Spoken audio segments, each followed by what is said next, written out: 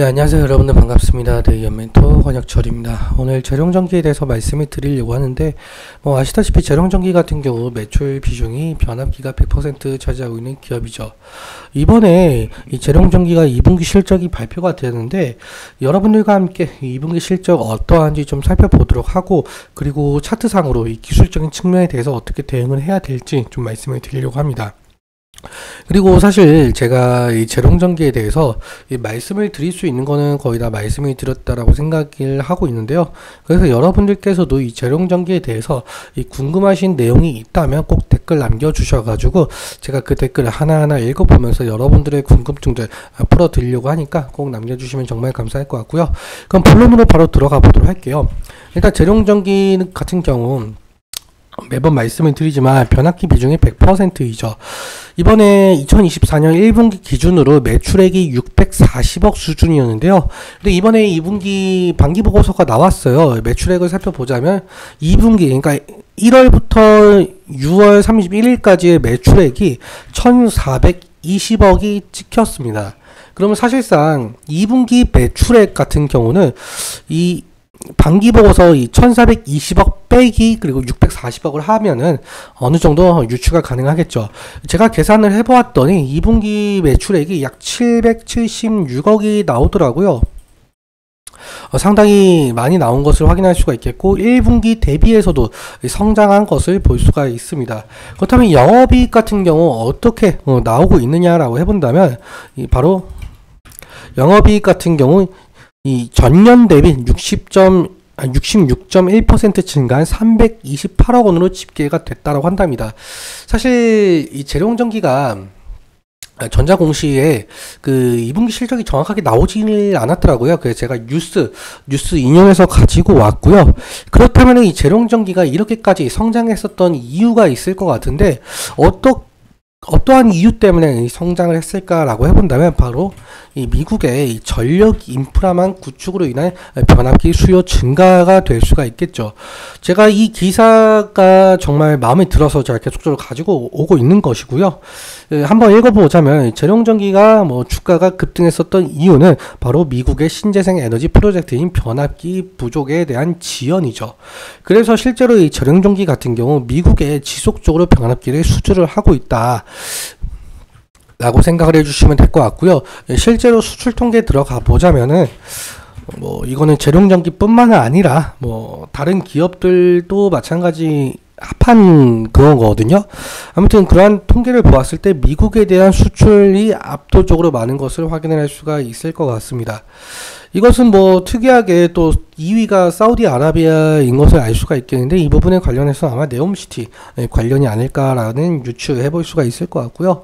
아무튼 이러한 부분에 있어서 이 재룡전기 같은 경우 2023년 매출 비중이 수출이 75% 이상으로 2022년 대비 수출 비중이 상당히 상승한 모습을 보여주고 있고, 근데 이번에 2024년 그렇다면 수출 비중은 어떠할까 제가 좀 살펴봤는데 무려 91%에 해당을 하고 있더라고요. 국내 매출액 비중이 8.3%인데 수출이 그냥 진짜 압도적으로 많은 것을 확인할 수가 있습니다.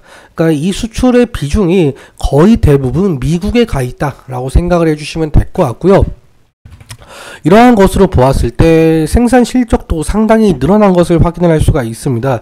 여기 보시면은 2024년 반기 보고서 기준으로 금액이 600억에 대한 생산 실적이 나오고 있는데, 그런데 2023년을 보자면은 거의 950억이죠. 사실 2분기 기준이니까 단순 계산으로 곱하기 2만 해도 그러면은 1200억이라는 숫자가 나올 수가 있다라는 거예요. 재룡전기가 2024년 생산 실적이. 그러니까 상당히 많이 늘어나고 있는 상황이죠.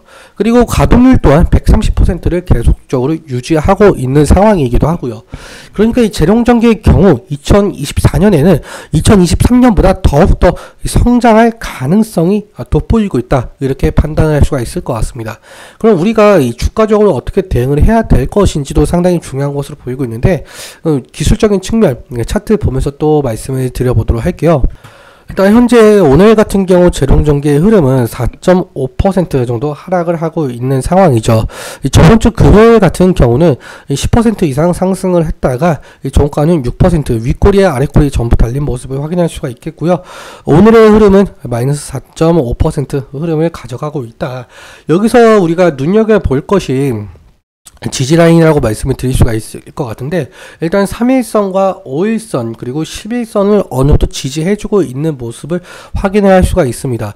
저번 주 금요일 같은 경우는 3일선을 지지해준 것으로 보이고 있고요. 일단 그래서 이 지지라인 같은 경우 짧게 보실 분들은 5일선, 3일선, 11선 이렇게 보시면 좋을 것 같고요. 만약에 좀 더 길게 보고 싶으신 분들은 여기 120일 이평선까지는 볼 수가 있을 것 같습니다. 실제로 그때 저번 주 월요일 날 딱 폭락장이었을 때도 이 120일 이평선을 좀 지지해 주면서 아랫꼬리가 나온 모습을 확인할 수가 있어요. 그리고 120일 이평선이 지속적으로 올라와 주고 있으니까 길게 보실 분들은 120일 이평선까지는 볼 수가 있다라는 말씀 드릴 수가 있을 것 같고요. 그리고 만약에 이 재롱전기가 상승을 한다라고 해도 첫 번째로 우리가 봐야 될 저항대 부분은 여기 이 부분이 될 가능성이 높을 것 같아요. 60일 이평선과 20일 이평선이 만나는 구간이죠. 실제로 이 부근을 확실하게 거래 대금을 통해서 돌파를 해준다라고 한다면 다시금 신고가 형태로 나올 가능성이 높겠지만, 이 저항대 부근을 돌파를 해주지 못한다고 한다면 다시 하락할 가능성과 그리고 횡보할 가능성, 이러한 것들 좀 생각을 염두에 두시면 좋을 것 같습니다. 그럼 수급적인 측면 잠깐 보도록 할게요. 재롱전기 같은 경우 저번 주 금요일날 개인이 7만 1000주 매도가 되었고, 기관의 경우에는 6만 5000주, 특히 사모펀드에서 상당히 많은 금액이 들어온 모습을 확인할 수가 있을 것 같아요. 연기금에서도 어느 정도 들어온 모습이고요. 투신도 마찬가지이기도 하고. 하지만 오늘 같은 경우는 외국인이 어느 정도 매도세가 나오고 있다라고 확인이 되고 있는데요. 그렇다면 어느 창구에서 매도가 나오고 있느냐라고 해본다면, 현재 JP모건 서울 창구에서 약 29,800주 정도라는 매도세가 나오고 있는 것이 확인이 되고 있습니다. 사실 여기서 집계되고 있는 것은 72,000주이지만 현재 매매 동향을 보자면 29,000주, 상당히 괴리가 크잖아요. 뭐 다른 창구에서 외국인의 매도세가 나온 것을 생각을 해볼 수가 있겠죠. 그래서 이러한 것들 계속적으로 체크하는 것이 중요할 것 같고요. 아무튼 재롱전기 2분기 실적도 상당히 좋게 나온 만큼 이 다음 3분기 실적 어떻게 될지 모르겠지만 2023년보다는 더욱더 성장하는 그림이 나오지 않을까, 그렇게 생각을 해주시면 될 것 같습니다. 오늘은 이렇게까지 말씀을 드리면서요, 오늘 제가 말씀드렸던 내용들과 차트적인 부분들에 대해서는 제 개인적인 견해가 상당히 있기 때문에 여러분들의 주관적인 견해와 함께 투자를 현명한 선택하셨으면 좋겠습니다. 오늘도 시청해주셔서 감사하고, 지금까지 대의연 멘토 권혁철이었습니다. 감사합니다.